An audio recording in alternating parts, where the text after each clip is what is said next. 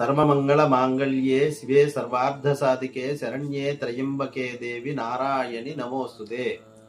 మాఘమాస సందర్భంగా కోలమూరు దగ్గరలో హెచ్పి పెట్రోల్ బంక్ దగ్గర ఆవరణలో కోటి కుంకుమార్చన అనే విశేష క్రతువుని సంకల్పించడమైంది.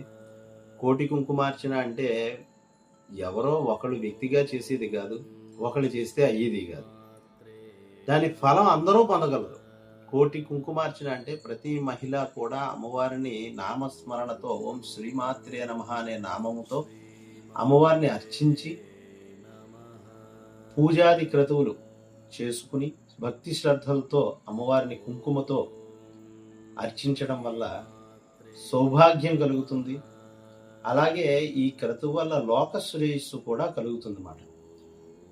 కోటి కుంకుమార్చన అంటే ఒక ఇంట్లో మనం చేయగలిగితే ఒక లలితా సహస్రనామంతో ఎప్పుడో ఒక విశేష పర్వదినంలో మాత్రమే చేయగలుగుతాం.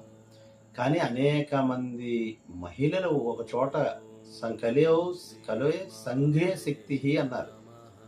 అందరూ కూర్చుని అమ్మవారిని అర్చిస్తే అమ్మవారు ఎక్కడికి వెళ్తుంది అక్కడే ఉండి అమ్మవారి ఈ అర్చన అంతటినీ కూడా స్వీకరిస్తుంటారు. అది కూడా ఎలాగా భక్తి శ్రద్ధలతో పవిత్రమైన వస్త్రధారణ ధరించి పూజాది అమ్మ నువ్వు ఇక్కడ ఉండాలి అని ఆవాహనాది క్రతువులతో చేయడం వల్ల లలితాహాసనంలో చెప్పబడింది. శ్రీమాత శ్రీ మహారాజ్ని శ్రీమత్ సింహాసనేశ్వరి. శ్రీమాత శ్రీ మహారాజ్ని మొత్తం లోకాలన్నింటినీ కూడా పాలించేటువంటి అమ్మవారిని మనం అర్చించడం అనేది సౌభాగ్యంగా భావించాలి. ఎందువల్ల అంటే వివాహం కాని వారు ఉంటారు, ప్రతి కుటుంబంలోనూ అనేక రకమైన సమస్యలు ఉంటాయి. ఆ గృహానికి మూలమైనటువంటి వారి యజమాని అయితే యజమాని సగభాగం మహిళ. ఆవిడ రోజు శుచిగా అమ్మవారి ఇంట్లో కూడా ప్రతినిత్యం దీపారాధన చేసుకుని పూజాది క్రతువులు అమ్మవారికి భగవంతుడికి చేసుకున్నప్పటికీ కూడా విశేషమైన ఆరాధన అనేది సంవత్సరంలో ఒకసారైనా చేసుకుని తీరాలి మాట.